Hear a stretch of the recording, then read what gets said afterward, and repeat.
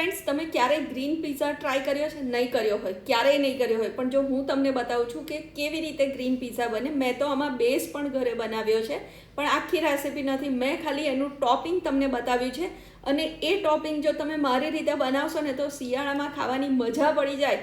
અને આવો પિઝા તો તમે ક્યારેય નહીં ટ્રાય કર્યો હોય. આ છે ગાર્લિક બટર.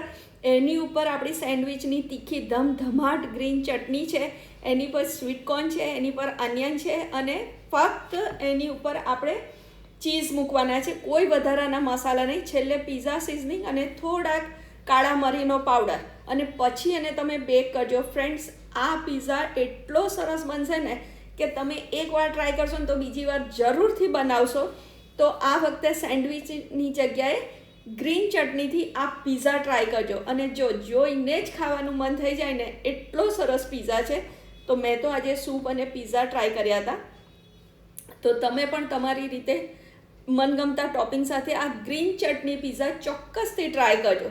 જો છે ને જોઈને જ ખાવાનું મન થઈ જાય એવું, તો તમે શેર પણ જરૂરથી કરજો, અને મારી ચેનલને સબસ્ક્રાઈબ કરવાનું ના ભૂલતા. Thank you.